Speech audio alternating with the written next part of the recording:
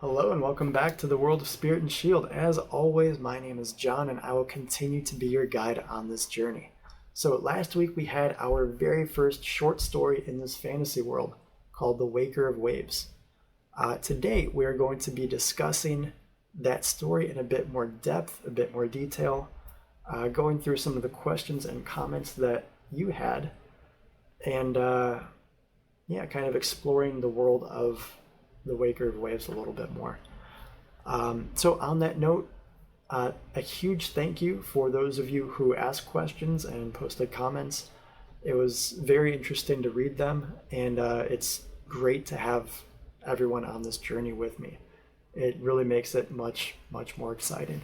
So thank you very much. If you still have questions and comments, please continue to post those, and I will try to address them either like in comments on your comments or in other ways, possibly in other stories. So keep posting them and I will get to them.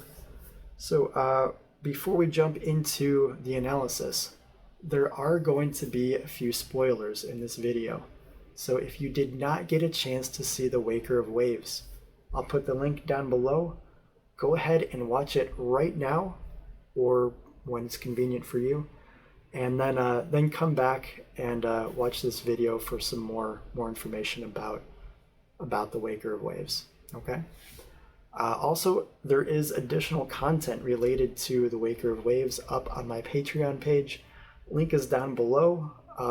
Most of the content is not paid, so even if you have no intention of being a patron, go to the website, check it out. You'll get some more like free information and pictures and stuff about this world.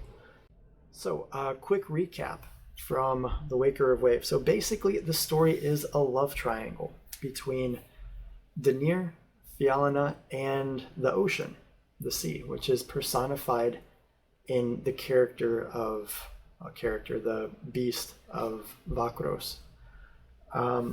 So we start off with Fialna and Danir meeting on the island of Alanekia. They fall in love. They make plans to meet again in Cambria. Danir doesn't quite make it there. His ship ends up having some trouble along the way. Fialna believes that he is dead, so she goes into a deep depression. But one day she gets a letter from Danir saying that he's okay and he'll be there soon. He ends up showing up the next day, which is horribly convenient. And so then they reunite. They live happily for a month or so. Then, Fialna wakes up one day, finds that Danir's missing. She goes out to look for him, finds him on a fishing boat on the ocean. And she kind of understandably freaks out, having almost lost him to the sea not that long ago.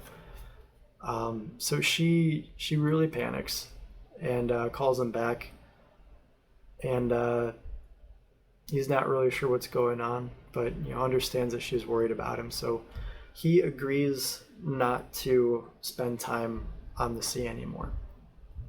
And for him, it's kind of like a heartbreaking move. This is where that love triangle really starts to show up a bit more. So Danir is Fialna's true love, but Danir's true love is still the sea, and that stays with him throughout the story.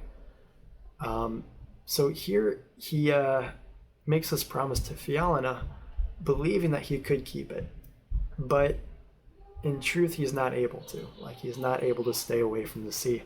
So he cheats on Fialna, essentially, with the sea, not too long after he makes the promise. So he does that actually several times before Fialna finally catches him. And she does, of course, with the saltwater kiss. So at that point she realizes that the sea is his true love, and there's nothing she can do to stop him from going to see it. So that's when she makes the decision to imprison him, which of course she does. He's not happy about it.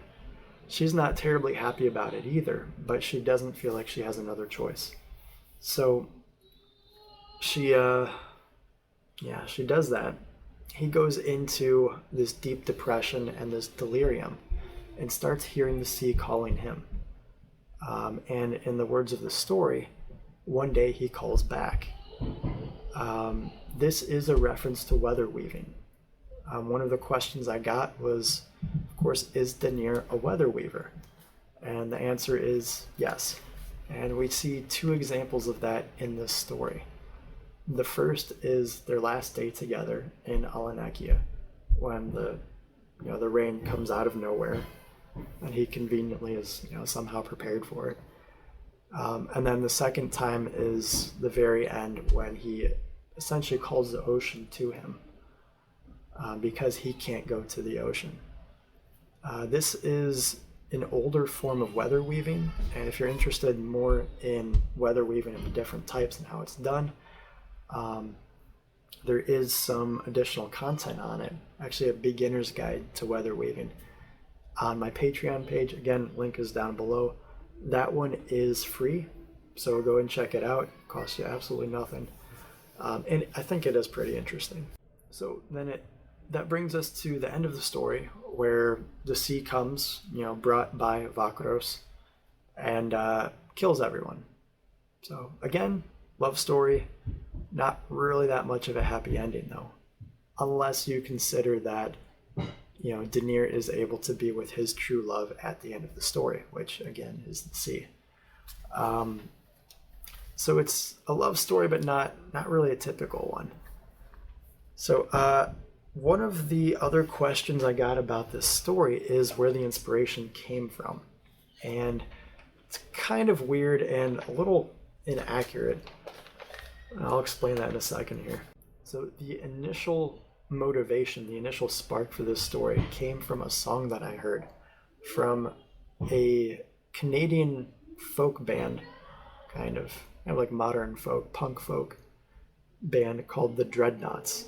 The song is called Roll Northumbria, and it is actually about a ship that was built in Great Britain during the Suez Canal crisis in, I think, the 1960s. Let me check. Yeah, so in 1969, the ship was built, and there was this line in this song about this ship and this crisis, and it goes, "And fair Princess Anne threw a bottle of wine and watched as the giant sat down in the Tyne. What lay ahead could no mortal divine." So, music, sometimes you don't hear the words that clearly, and for the longest time, I thought the words were actually, "And fair Princess sat through a bottle of wine." So to me, I was just struck with this image of, this wealthy, powerful princess sitting out on this balcony, looking out over the ocean or over a sea with a bottle of wine as this monster was sitting before her. And just the feeling that she could do absolutely nothing about it, like she could do nothing to stop what was coming. So that image, for some reason, stayed with me. And that was actually how this story started for me. It was actually that beginning scene and also the end scene. From there, it just kind of developed. I had to ask myself several questions. Like one was, is the princess actually completely helpless, or is there something she can do? How did she get in this position? And at first I was thinking, well, maybe some evil wizard controls the monster, and it just didn't seem to fit, seemed a bit cliche. So the story just kind of developed from that initial scene and became what you guys saw last week. So let's see here. Another big influence for this story, another big inspiration, was my own love of the sea and of water and the ocean. So I live in Northeast Ohio, which is right on the shore of Lake Erie, which is one of the Great Lakes. I think I've seen all of the Great Lakes at this point, and they are very impressive. They're essentially seas. Lakes doesn't really do them justice. And growing up, you hear all these stories about things that happen out on the lakes. Nothing actually happened to me though, which is very good. but I always had this probably unnatural fear of like drowning in the ocean. Um, I guess it's not that unnatural. I'm not a very strong swimmer. So, yeah, I guess it kind of makes sense. But I do have this deep love of the ocean. There's nothing like sitting on the shore watching the ocean or watching the sea, and especially watching a storm form. Like to me, it's one of the most beautiful, not just sights but feelings, because you can really feel the energy and kind of the suspense building as you watch it. Uh, so that was a big thing going into this. That being said, out of for example, my wife and I, if you were to compare us to the characters in the story, I'm probably closer to Fialina. She's probably closer to Daenerys. She is absolutely fearless. Um, but yeah, so it's kind of interesting. I'm a little bit of both characters as far as this goes. So in the first video, the introduction video, I mentioned how I started forming this fantasy world when I was, just a kid, and that it's changed a lot over time. So one of the comments, one of the questions that I got on this last video was how my new inspirations, like over my lifetime, have challenged some of the initial ideas that I had for this fantasy world. And I think that is an excellent question. In general, like the initial world that I created as a kid was much simpler.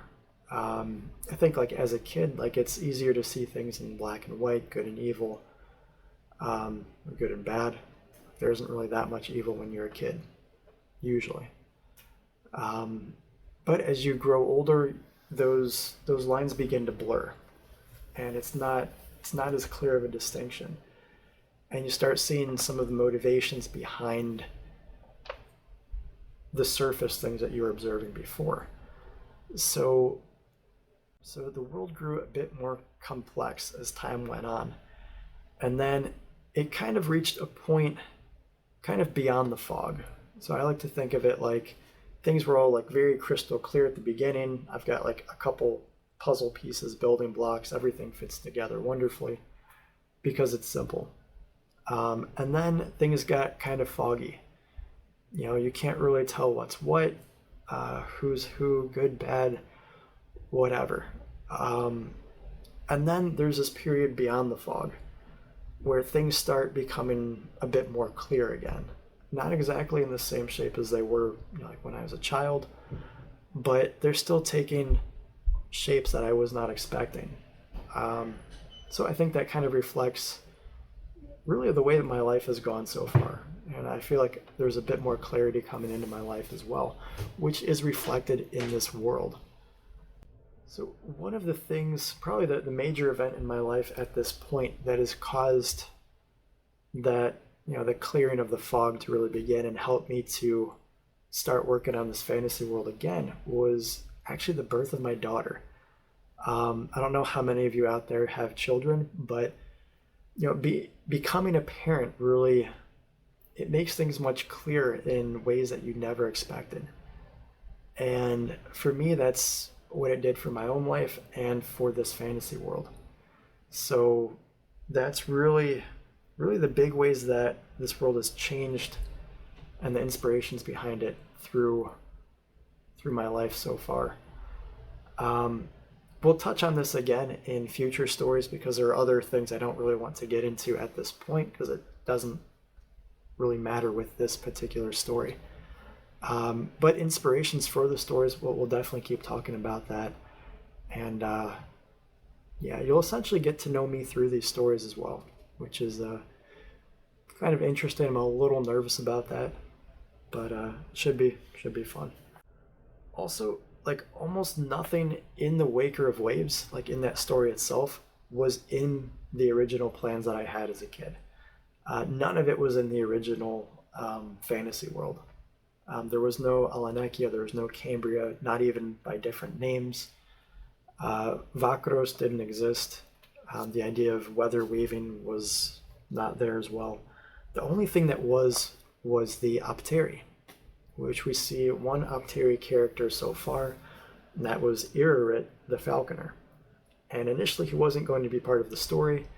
The Opteri weren't going to be part of the story at all because it didn't seem to make sense when I started it. Going on though, we ended up running into like the messenger raven, and the aviary made sense based on that. And as the Opteri are essentially bird people, they're bird folk, so it made sense to have someone who is Opteri as a falconer because they'll be able to communicate with those messenger birds more clearly. But yeah, the Opteri haven't changed much since the very beginning. And again, we'll do some stories on them in the future, which I'm very much looking forward to. I think they're very interesting and have a unique culture. I like it. But we'll get to that in another story, another video. So I think that wraps it up for this week. Again, thank you so much for all of your support. Thank you especially for those of you who asked questions and posted some comments about the Waker of Waves. Having you guys along on this journey is what really makes it unique. So I continue to look forward to all of your questions, your comments in future stories. If you have more about the Waker of Waves, feel free to post them, okay? Just because we already did this video and kind of moved on, that doesn't mean we're done with it. There is still plenty to explore there. So again, keep posting. But next week we will have a brand new story. We'll be moving on, and I'm not going to tell you what it's about yet, or the title. So I will be posting some teasers throughout the week. If you would like to see those, go and follow me on social media. Links are down below, and you'll be seeing some updates throughout the week. If you would like to support me on Patreon, I would greatly appreciate it, and it will make this project much easier on my end to do, and I'll be able to do a lot more with it. Links for Patreon are down below. If you would like to check out some of the content on there, but not necessarily be a patron, again, go ahead and check the link below. There is some free content on there. And yeah, it's free, it's for you. So I hope you enjoy it. I hope you enjoyed this analysis, if you will, of the Waker of Waves. And I will see you next week for our next story. So as always, thank you and take care.